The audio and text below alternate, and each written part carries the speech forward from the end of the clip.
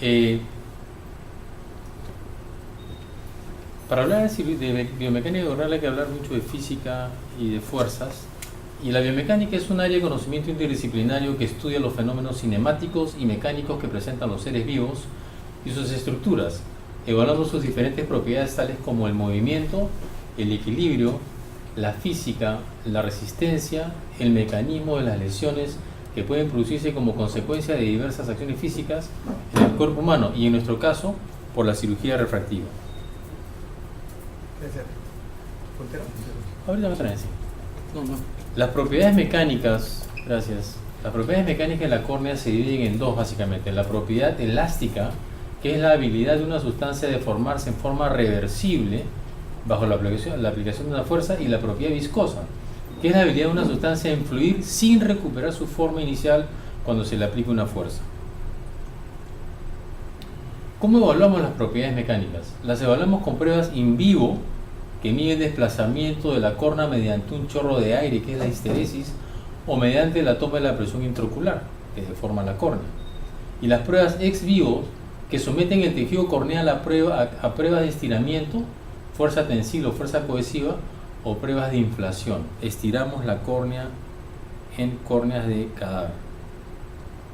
Y vamos a recordar un poco el tema de la histología corneal antes de pasar a ver la parte física. Recuerda que tenemos el epitelio corneal, la membrana de Bowman, el estroma, 90%, la membrana de Descemet y el endotelio corneal. El estroma está compuesto por fibras de colágeno dispuestas en niveles o capas, y ellas están más firmemente entrelazadas en el tercio anterior que en los dos tercios posteriores. La cantidad de queratocitos también es mayor en el tercio anterior. Y la evaluación de las propiedades mecánicas ex vivo mide la fuerza tensil, que es la fuerza necesaria para producir la ruptura de un material. Entonces, mientras más fuerza tensil tenga un material, mayor resistencia va a tener. ¿Y cómo se mide la fuerza tensil? Con un extensómetro. Y acá vemos el extensómetro. Tenemos el traductor, tenemos la base donde se colocan las cadenas, y acá esta es una córnea que está siendo separada en dos, lamelarmente. Entonces lo que se hace es, la córnea de cadáver se cortan dos tiras de 3 milímetros de ancho y se separa el tercio anterior. En un caso se separa la mitad y se separa el tercio posterior, y se pone un ganchito en uno de los extremos y otro ganchito en el otro extremo, y lo que hacemos ahí es jalamos hacia arriba el ganchito de arriba y jalamos hacia abajo el ganchito de abajo, y vemos cuánta fuerza necesito para poder ir separando esta córnea. Como vemos acá, ganchito abajo, ganchito arriba, separamos, y en la computadora se ve cuál es la fuerza que necesita para poder separar esta córnea. ¿Y qué es lo que se encontró? ¿Y qué es lo que se encuentra? La fuerza tensil en porcentaje de estroma residual. Y se encontró que el 40% anterior de la córnea presenta la mayor resistencia o fuerza tensil. Acá. Y que hay una meseta entre el 60 y 90%. Entre 60 y 90% se estabiliza la fuerza tensil, y luego disminuye la fuerza tensil en los últimos 10% del grosor de la córnea. Y si vemos esta fuerza tensil ya no en porcentaje, sino en micras de estroma corneal, nos vamos a dar cuenta que la gráfica muestra una mayor fuerza tensil en las 200 micras anteriores, una meseta entre las 200 y 400 micras, y una nueva disminución de la fuerza tensil en las últimas 100 micras. Es decir, que nuestra mayor fuerza tensil va a estar en las primeras 200 micras, que es más o menos el tercio anterior de la córnea, donde hay más queratocitos, donde los colágenos están mucho más interactuando. Hay una meseta entre las 200 y 450, y hay una caída de la fuerza tensil en la parte posterior de la córnea. Y este es el resumen de lo que hemos estado hablando. Tenemos una córnea, una fuerza tensil que es mucho mayor en la parte anterior, meseta en la parte media, y en el 10% posterior es mucho más débil la córnea. Con estos datos experimentales se realizó un estudio de la fuerza tensil corneal post-PRK, LASIK y SMILE, utilizando un análisis de regresión no lineal. Esta es una prueba teórica, y varias pruebas teóricas muy interesantes, ¿no? Y el objetivo es calcular con qué fuerza tensil teóricamente queda la córnea luego de cada uno de estos procedimientos o qué tan resistente queda. Si es más resistente con PRK, con LASIK o con SMILE. ¿Y cómo se calcula? Se ve el área de regresión, ¿de acuerdo? La fuerza tensible en un paciente post-RK obviamente va a ser la fuerza tensible de la córnea que me queda, ¿de acuerdo? Y lo que se ve es que la parte de la ablación no se cuenta para ver la fuerza tensil y solamente se cuenta lo que me queda como estroma residual. ¿Cómo se mide la fuerza tensil en un paciente operado, una córnea operada con LASIK? El flap obviamente no tiene fuerza tensil porque cortamos 300 grados de córnea y por lo tanto así la reposicionemos anatómicamente, tensilmente no va a tener un impacto. La ablación obviamente es que hemos retirado todo el tejido, por lo tanto tampoco tiene impacto en la fuerza tensil. Y lo único que tiene impacto en la fuerza tensil en la SIC es el estroma residual. ¿Y cómo se mide la fuerza tensil en SMILE? En SMILE sí se toma en cuenta el estroma anterior, el CAP. ¿Por qué? Porque acuérdense que solamente hemos cortado entre 2 y 5 milímetros, nosotros cortamos 3 milímetros.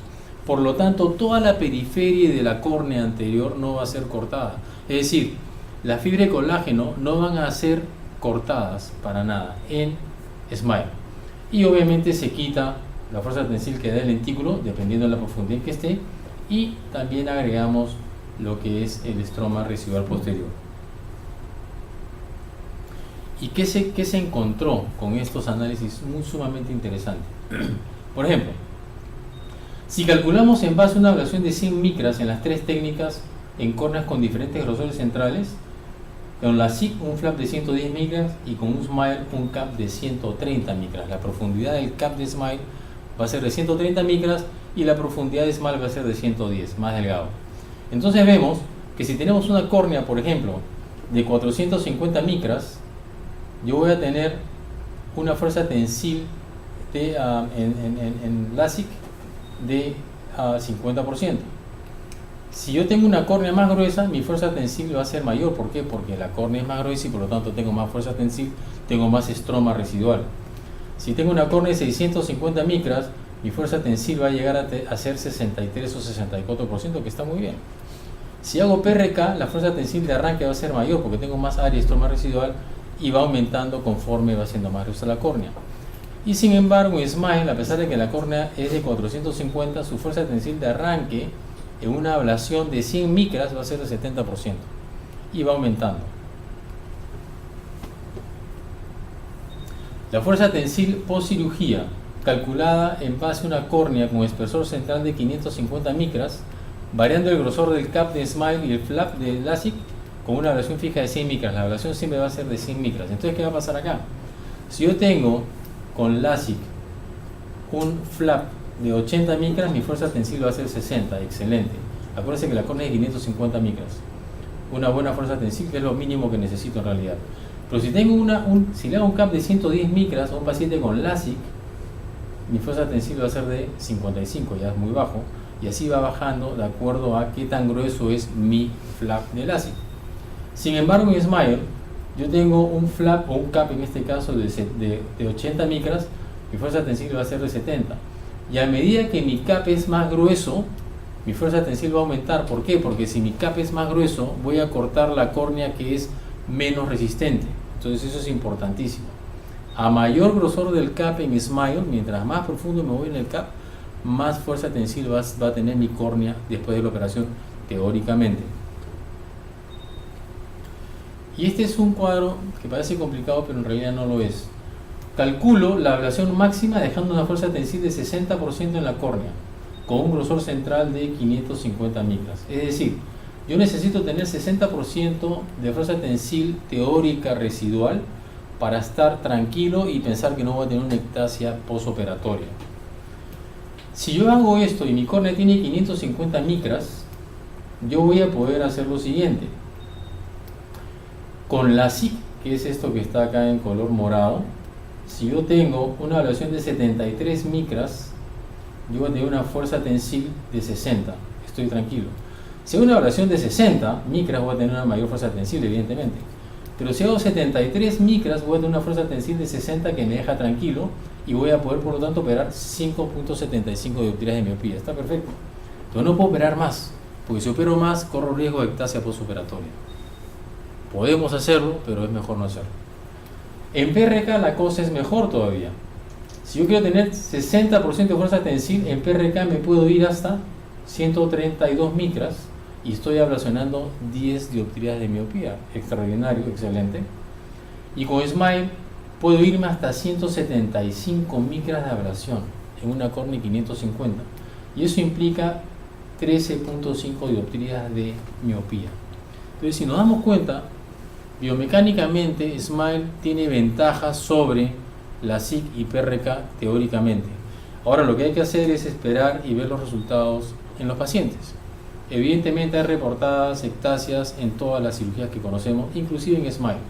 Revisando los casos, la mayoría de estas ectasias son en pacientes que tenían un queratocono o un queratocono frusto que no se detectó en forma adecuada.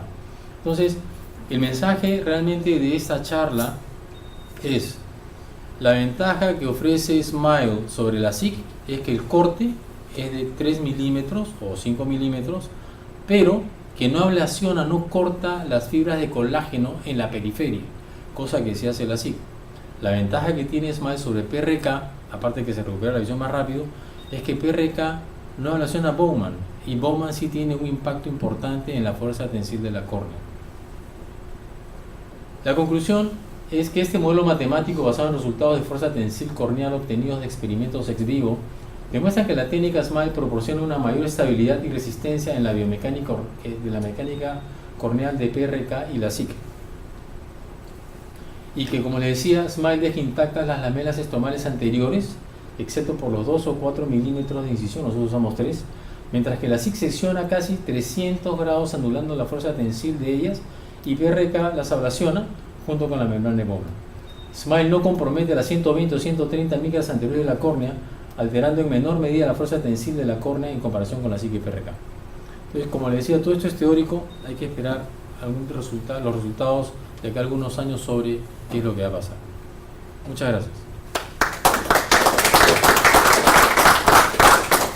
¿Alguna pregunta al respecto? ¿Algún comentario? Sí. Hola. ¿Esa fuerza tensil que tiene cada córnea se va perdiendo con la edad o se mantiene siempre? En realidad, hasta donde yo tengo entendido, la córnea se vuelve más rígida con la edad, ¿no? Entonces, por lo tanto, probablemente la fuerza tensil aumentaría. No sé qué opina Alfredo. Correcto. A mayor edad la córnea es más dura, ¿no? Entonces, por lo tanto, tendrías mayor fuerza tensil. Alfredo, ahora el doctor Alfredo Terán con procedimientos. Gracias.